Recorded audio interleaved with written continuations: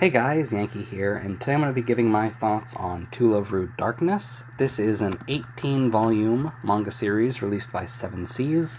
It is a sequel to Love Ru, which was another 18-volume manga series released by Seven Seas in 9 omnis, 2-in-1 omnis. And I have talked about this series a decent amount on this channel. It was one of the first manga I was getting, like when I started doing manga hauls. And then recently in my reading vlogs that I did when I didn't have any electricity, I talked about this series there because I finally wrapped it up. I've been kind of dragging my feet with this series. And so I originally got into To Love Ru through the anime, watched the original show, and then Moto To Love Ru. I didn't quite understand what OVAs were at the time or how they fit in, so I skipped a lot of the OVAs. So I was very confused during like Moto To Love Ru. And then eventually got to Darkness, and the tonal change and like the focus on different characters really turned me off, and I didn't get very far in the To Love Ru Darkness anime. But shortly after I watched that, or maybe even around that time, I was getting into manga, and then Seven Seas licensed the manga, and I'm like, alright, I don't have to worry about messing with OVAs and stuff. I'll just read the original manga, read To Love Ru Darkness, and then hopefully I'll enjoy it more. And I kind of had the same problem with the manga, where the original manga is a silly harem comedy, right? Very heavy focus on the comedy. There's some story arcs here and there, but To Love Ru Darkness is much more story focused, even though there is still a lot of sort of 1 to 2 chapter silly harem hijinks here and there. But it's like they took the original and they just put like a different coat of paint over the top. Everything, like all the elements from the original are here, but it's just different enough that it felt slightly off to me.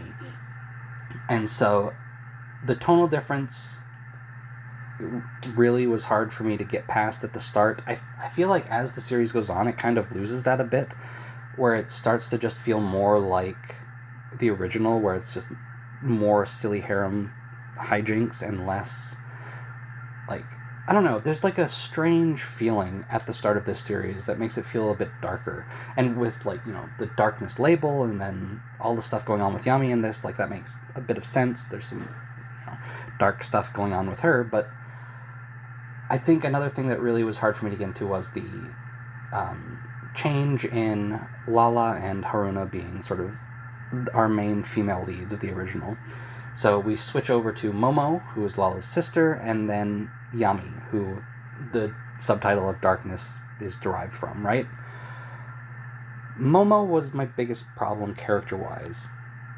I like harems. I like harem endings. I cover a whole bunch of harem stuff on this channel. It's just a genre that I enjoy. I enjoy the silly hijinks of harem stuff, and I prefer harem endings because when they happen, you know, I can end the series smiling. It's like, everybody got a happy ending. When a specific character wins, I'm kind of like bummed out, right? It's like, alright, here's 8 characters I enjoy, only 2 of them got a happy ending. It kind of sours me on them.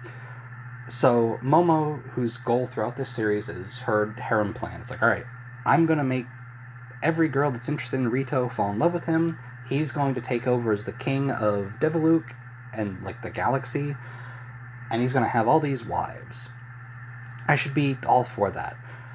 My problem was how Momo went about achieving that, and like manipulating situations and manipulating people and purposefully doing things that put them in danger and things like that, like fiddling with some of Lala's like inventions to get Rito into situations with girls and things like that.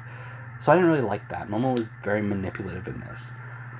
And again, she's the second main girl in this series, so a lot of the focus on this series is on her. And eventually when I sat down and finished it off, by the end I was won over by Momo. She didn't change a whole lot. Her perspective on the harem plan had, and a lot more people knew about it. And I think that's another thing that could have saved her for me early on. If she wasn't so secretive about the harem plan, it was just out there openly trying to get like Rito as harem, I would be more okay with that because everybody knew what was happening.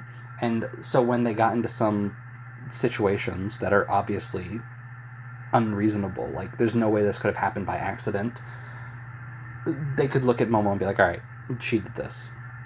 So Momo, again, by the end, I'm more on board with her. If To Love Ru Darkness ever comes, or To Love Ru ever comes back with a new series, which at the end of this, they kind of, like, both the writer and author, or and artist, sort of talk about wanting to come back for more. How she acts in that is really going to impact how I think about her again. But by the end of this, I'm sort of more on board with her and interested to see what they do with her in the future. Yami, who is the other main character in this, and again, the title of the series, Darkness, To Love Ru Darkness, is from her. I think everything about her arc and all the story stuff with her is excellent. The introduction of new characters like, I can't remember if her name is Mia or Nia, but she was great as another, like, weapon humanoid thing.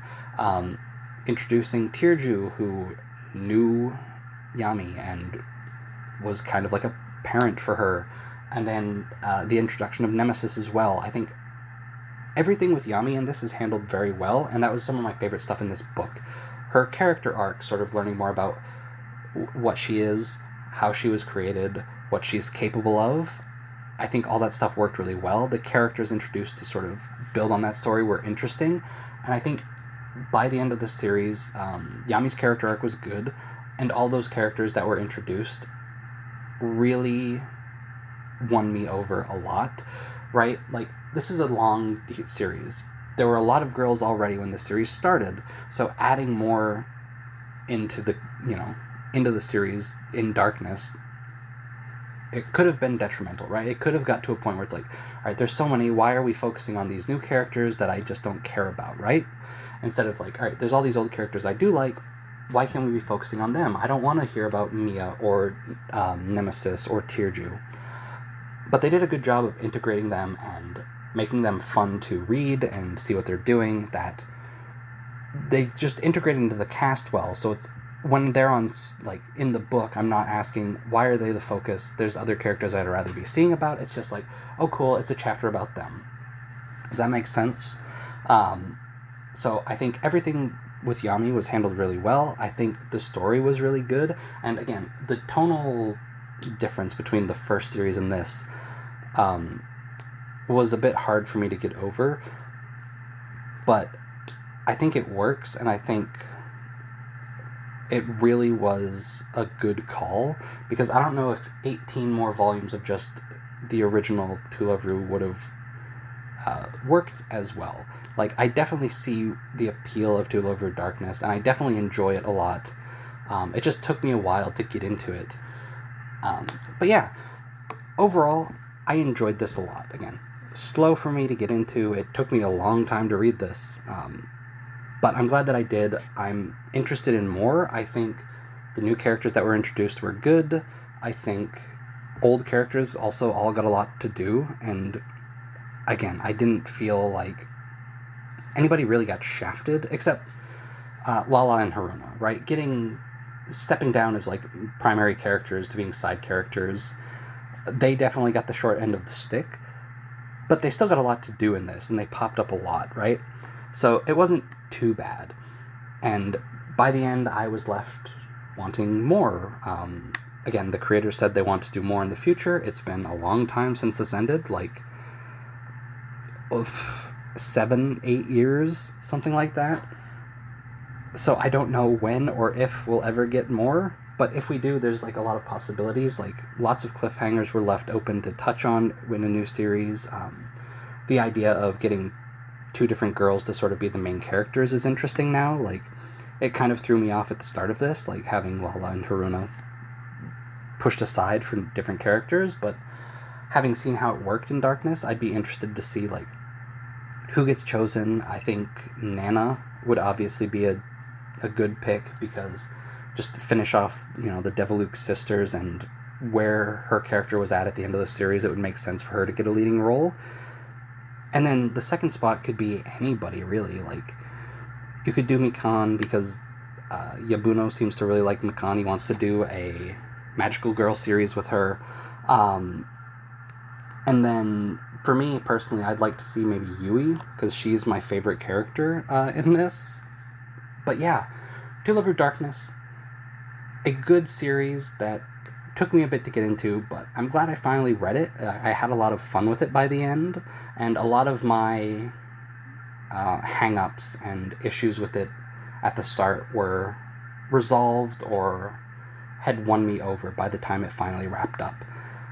So yeah, it's just a kind of quick video on this. Thanks for watching, and I'll see you guys next time.